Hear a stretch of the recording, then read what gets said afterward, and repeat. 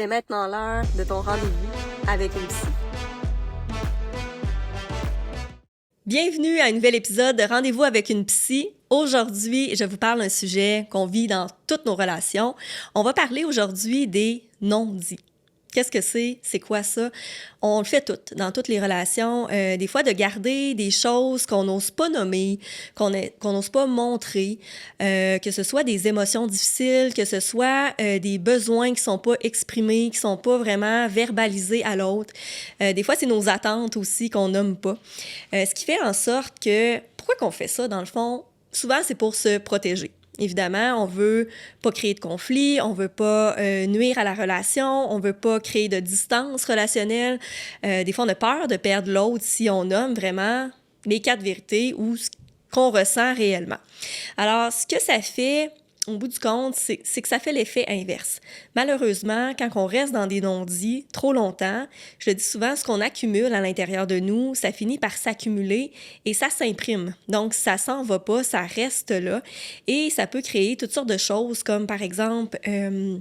Des fois, ça crée de la frustration, ça crée des attentes qui sont irréalistes, des attentes élevées envers l'autre. On aimerait ça que l'autre devine c'est quoi notre besoin, c'est qu'est-ce qu'on aimerait. Alors, au bout du compte, ce que ça fait, c'est que ça crée des conflits, ça crée de la distance. Donc, à l'inverse de ce qu'on souhaitait, on voulait une relation qui est plus proche, qui est plus stable, donc on se permet pas de tout nommer, bien, ça crée exactement l'effet inverse. Donc, plus on accumule des non-dits, plus il va y avoir une distance qui va se créer, premièrement, à l'intérieur de toi, à l'intérieur de ce que tu ressens réellement, au niveau de tes pensées, au niveau de tes croyances, au niveau de tes émotions, et ce que tu projettes dans tes comportements, comme si ben, c'est pas si grave que ça, je veux plaire à l'autre, je veux maintenir une relation. Donc, les comportements qui sont exprimés sont différents du ressenti réel. Et plus il y a un espace qui est grand à l'intérieur de soi, plus, à quelque part, c'est comme si on se passe des petites vites. Dans le fond, on essaie de se mentir, on essaie de se dire que c'est pas si grave que ça, on banalise notre ressenti, mais on s'éloigne de ce qu'on souhaite vraiment. On s'éloigne aussi de la relation. Ça crée carrément une distance. On reste en surface et c'est très difficile de connecter dans l'intimité avec l'autre personne si on n'a pas accès aux vulnérabilités de soi, mais aussi de l'autre. Donc, je ne sais pas si ça te parle aujourd'hui, mais c'est quelque chose que je vois régulièrement avec mes clients en psychothérapie. Et souvent, bien, ça crée une souffrance à l'intérieur de soi parce qu'on ne veut pas ça. On ne veut pas de conflit, on ne veut pas de distance, on veut pas de non-dit finalement. Mais souvent, on a appris à faire ça pour soit vouloir plaire. Des fois, on fait ça par conflit de loyauté et on veut répondre aux besoins de l'autre avant les siens. Mais ça crée un faux-set entre ce que tu souhaiterais vraiment. Donc, puis des fois, c'est très, très banal. Là, on dirait que c'est des grosses affaires que des fois qu'on garde pour soi. Des fois, c'est vrai que c'est des grosses affaires, puis quand ça s'accumule, malheureusement, ça crée cette tension-là dans la relation. Ça crée vraiment une tension. Puis là, je parle principalement des relations de couple, mais c'est comme ça dans toutes nos relations avec nos collègues, avec nos enfants. Quand on n'est pas authentique avec ce qu'on ressent vraiment, puis qu'on n'ose pas nommer les choses, ça crée une distance, ça crée une tension relationnelle. Il y a quelque chose qui se ressent aussi dans l'énergie, que ce soit une tension de frustration, puis ça va ressortir autrement. Donc, c'est important de se le rappeler, ça. Des fois, ça vaut la peine de prendre... Tu sais, des fois, on pense que c'est gros, que c'est lourd, puis on n'a pas vraiment envie d'aller dans les grosses émotions difficiles, puis de parler des choses qui ne nous conviennent pas ou de nommer nos besoins. Mais dans la réalité, dans les faits, ça prend maximum un gros 2-3 minutes. Puis d'abord, je t'invite à faire l'exercice aussi avec toi-même, de dire « OK, qu'est-ce que je ressens en ce moment? OK, je me sens insécure en ce moment. Mais qu'est-ce qui se passe? Qu'est-ce qui me rend insécure? » Puis d'arriver à mettre des mots là-dessus, ça va t'aider à identifier, premièrement, c'est quoi ton besoin? C'est quoi ton besoin qui n'est pas comblé en ce moment? Fait que si je me sens insécure en ce moment, est-ce que ça a rapport avec le contexte, premièrement, ou c'est quelque chose, une vieille blessure qui s'est réactivée de ton histoire? Bien souvent, c'est ça n'a rien à voir avec le contexte, la relation, mais plutôt, il y a quelque chose qui s'est réactivé, mais qui doit quand même être adressé. Fait que des fois, c'est juste de dire, OK, en ce moment, je me sens insécure. J'aurais besoin de juste être écoutée, par exemple, ou d'être supportée dans telle chose, puis de nommer un petit peu qu'est-ce qui se passe pour toi, point à la ligne.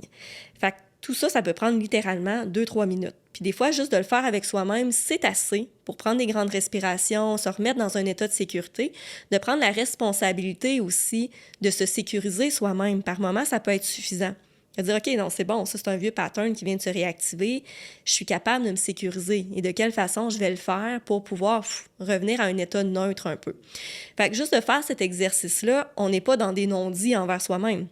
On est vraiment dans de l'authenticité, dans de la vulnérabilité, dans « OK, je vis tel malaise en ce moment, je me questionne, je m'arrête 2 minutes pour voir qu'est-ce que c'est quoi mon déclencheur, c'est quoi mon émotion, quelles sont mes pensées en ce moment, puis qu'est-ce que je peux faire pour me sentir davantage en sécurité émotionnelle. » Puis à d'autres moments, bien, c'est de devoir le communiquer au niveau relationnel. Mais le grand défi, je pense, puis que je vois, puis personnellement, mais aussi dans mes suivis avec mes clients, mes clientes, c'est vraiment d'arriver à nommer les choses sans critiquer, sans tomber dans le jugement, sans tomber dans la critique, mais plutôt en parlant avec, je ne sais pas si vous connaissez la communication non violente. Je vous invite à aller lire là-dessus. Il y a plein de livres là-dessus. C'est super intéressant, mais d'apprendre à parler vraiment de cœur à cœur, avec vulnérabilité, puis de parler vraiment au jeu. Ça a l'air un petit peu, on l'entend souvent celle-là, mais c'est vraiment ça. C'est comment je me sens en ce moment, sans tomber dans l'accusation de « t'as pas fait ci, t'as pas fait ça ». Là, ça ferme le cœur, ça ferme la porte au cœur automatiquement et ça crée de la distance émotionnelle, la distance relationnelle, puis c'est ça qu'on a peur dans le fond. C'est pour ça qu'on reste dans des non-dits. On a peur de basculer dans cet aspect-là de je nomme les affaires, mais de manière tout croche ou avec de la frustration, avec de l'accumulation, puis ça sort tout croche, puis à ce moment-là, là, c'est vrai que ça crée de la distance relationnelle, si on veut. Alors, le vrai défi, c'est vraiment d'apprendre à le faire avec soi avant, de calmer ton émotion, de voir qu'est-ce qui se passe réellement, puis après ça, vraiment de dire, c'est important que je le nomme. Est-ce que l'autre personne est disponible en ce moment pour m'entendre? Fait que ça peut être la première étape de voir, est-ce qu'il y a un consentement? Est-ce que la personne, il y a une intention? Est-ce que la personne, elle est disponible à recevoir ce que mon vécu émotionnel, ma vulnérabilité? Fait que ça pourrait être simplement de dire, j'ai quelque chose à te partager en ce moment, ça serait important que je te partage quelque chose. Est-ce que c'est le bon moment pour le faire? Alors là, la réponse c'est oui ou c'est non, tout simplement. Si c'est non, OK, parfait, mais ça va être important d'ici la fin de la journée que je puisse te parler de cette chose-là qui est importante pour moi. OK? Fait que ça, c'est la première des choses. Si la personne, elle est disponible, tant mieux. Puis d'arriver à dire, comment je me sens en ce moment, puis quel a été mon besoin en ce moment, ça serait quoi mon besoin? Puis d'arriver à le nommer, puis ça pourrait être de juste... Le besoin, c'est juste d'être entendu en ce moment par rapport à ça. Puis, est-ce que tu veux me faire un câlin? Est-ce qu'on peut se rapprocher? Puis, plus qu'on nomme les choses avec vulnérabilité puis qu'on parle de cœur à cœur, honnêtement, ça fait des rapprochements. On tombe dans de l'intimité relationnelle, dans de la solidité relationnelle aussi. C'est vraiment l'effet inverse qui se crée. Puis, je suis sûre que vous avez tous vécu ça un jour ou l'autre, quand vous vous montrez vulnérable dans certaines situations, à quel point ça fait du bien d'être entendu, d'être comprise. Puis ça met les cartes sur table aussi.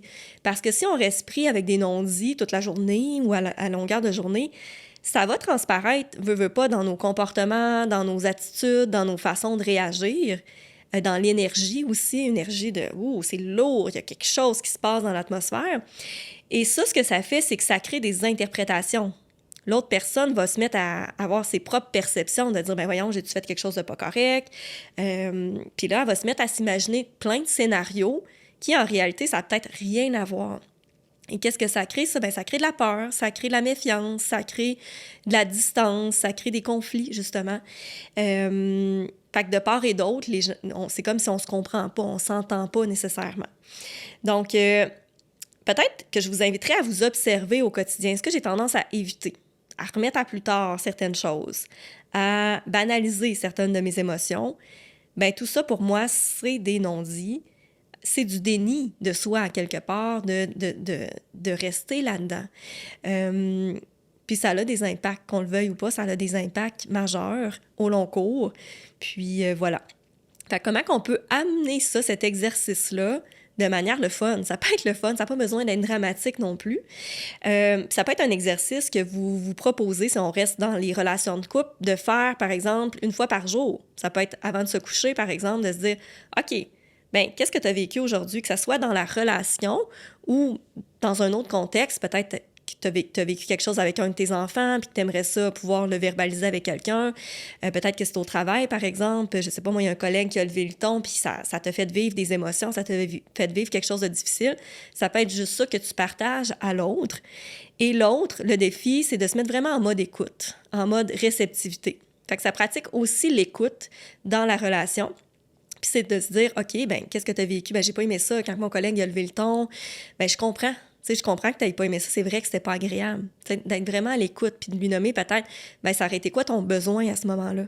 Ben j'aurais eu besoin de telle chose. OK, parfait. C'est nommé. Ça a été nommé. Fait que peut-être la petite frustration que tu gardais à l'intérieur de toi en lien avec ce que tu as vécu avec ton collègue, ben au lieu que ça soit redirigé vers ton conjoint ou vers d'autres personnes, ben ça a été nommé, ça a été entendu. Fait que ça se peut que je me sente un petit peu plus, je sais pas, moins disponible aujourd'hui, plus fatiguée, un petit peu plus irritable. Ben voici pourquoi, tu sais, j'ai vécu telle chose aujourd'hui et je me suis sentie comme ça, j'aurais eu besoin de telle chose. Fait que je te le communique, je te le verbalise. Maintenant, on dirait que je me sens plus en sécurité de l'avoir nommé et d'avoir été entendue aussi là-dedans, d'avoir été légitime dans mon émotion, dans mon besoin. Et ça, pour moi, c'est de l'authenticité. Et ça, pour moi, ça l'ouvre des portes au cœur. Vous pouvez le faire aussi avec vos enfants. Hein? Des fois, c'est juste d'ouvrir des portes. Par exemple, tu sais, je donne souvent cet exemple-là, mais je trouve que c'est parlant. Un ado qui rentre, qui jette son sac à terre, puis qui bourrasse un peu à gauche, à droite. Puis, on a souvent tendance à réagir, à tomber en mode réaction, de dire « Ben voyons, ramasse ton sac, je te l'ai dit 3-4 fois, qu'est-ce que tu fais encore? » Fait que là, on active encore plus l'émotion de l'autre. L'autre tombe en mode défensif, donc il n'a pas envie de s'ouvrir. Donc, ça crée une distance relationnelle. Puis c'est pas ça qu'on veut, ni un ni l'autre.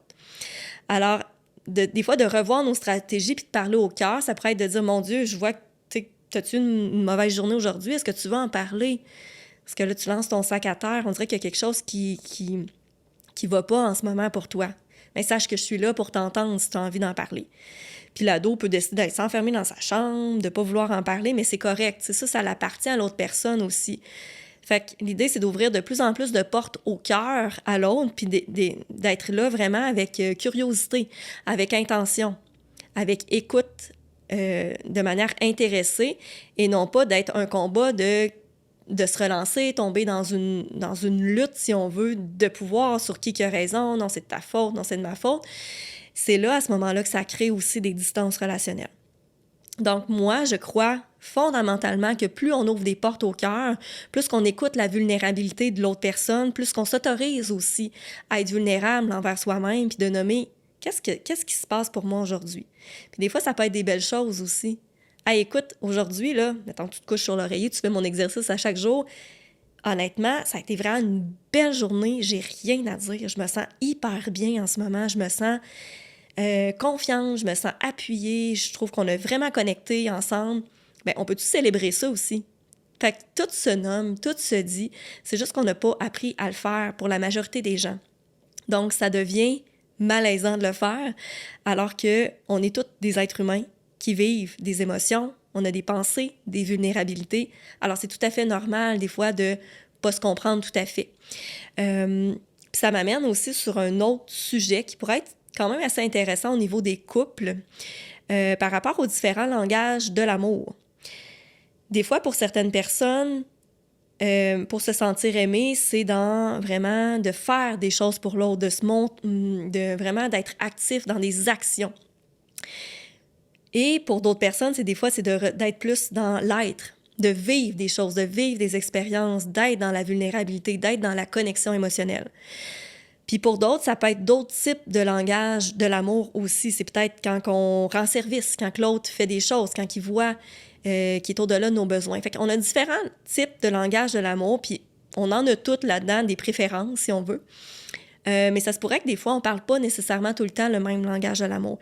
Fait que c'est intéressant aussi d'apprendre à se connaître à travers quand on se met à sortir des non-dits, puis à parler un petit peu, c'est quoi ton besoin actuellement? Qu'est-ce qui fait en sorte que tu te sens bien, que tu te sens proche dans le couple, puis que l'autre personne s'autorise à nommer, ben moi, mes besoins, c'est quand que tu me fais des petites surprises, c'est quand que tu penses à moi, c'est quand que tu m'accompagnes dans des activités, par exemple. Là, on est plus dans, OK, dans le faire, ça, c'est intéressant. Et l'autre personne peut nommer son besoin, ben moi, c'est quand on connecte un petit peu plus, quand on a des partages authentiques ensemble, quand on prend un bon souper, quand on vit des belles expériences, parfait. Donc, voyez-vous, là, c'est clair, les besoins sont nommés. Donc, comment qu'on peut créer un pont comme ça pour tenter de se rejoindre le plus possible sans nécessairement trouver une façon de répondre à ce besoin-là. Puis des fois, c'est l'autre peut répondre aux besoins, mais des fois, c'est pas possible non plus. Parce que l'important, c'est aussi de pas se dénaturer, de pas faire les choses sans que ça fasse, mettons que ça fait pas de sens ou que t'as pas ce besoin-là ou que t'as des limites ou quoi que ce soit. C'est de s'écouter aussi là-dedans. Mais à ce moment-là, c'est de le nommer aussi, de dire, OK, j'entends ton besoin, mais présentement, je ne suis pas disponible pour répondre à ton besoin actuel pour telle et telle raison. OK, parfait, je comprends, j'honore ça. Alors, à ce moment-là, c'est la responsabilité de la personne qui a un besoin d'y répondre par elle-même.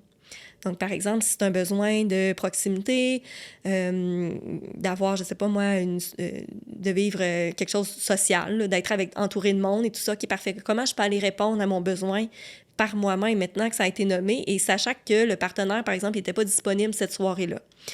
Puis des fois, ben il y a de la disponibilité aussi, puis c'est OK, parfait, je vais traverser le pont, puis je vais te donner un petit peu plus pour nourrir ce besoin-là.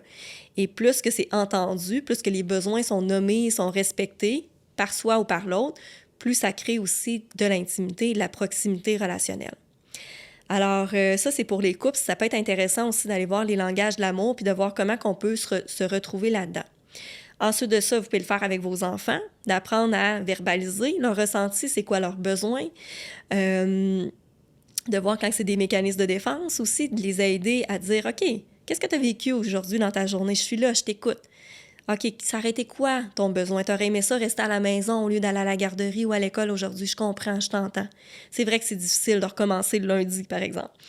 Puis des fois, ben, c'est avec soi-même. Par exemple, je me suis sentie coupable, par exemple, d'être allée m'entraîner alors que mon enfant aurait donc bien voulu faire un casse-tête avec moi.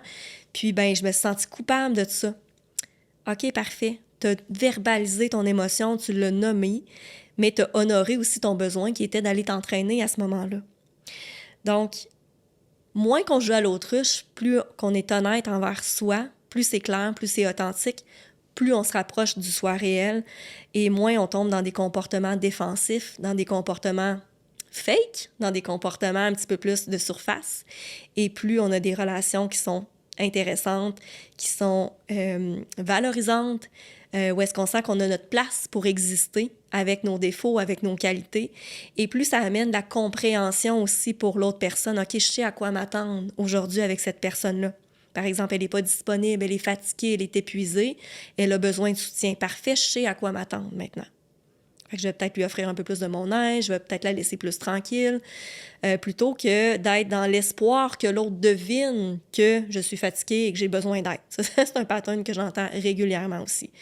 Donc, voyez-le comme de mettre la lumière sur ce qui se passe à l'intérieur de vous et que plus qu'on met de la lumière, plus que les relations sont fortes, sont intéressantes et valorisantes. Alors, on va s'arrêter ici pour aujourd'hui. J'espère que l'épisode vous a plu. On se revoit dans un prochain épisode. Bonne journée tout le monde!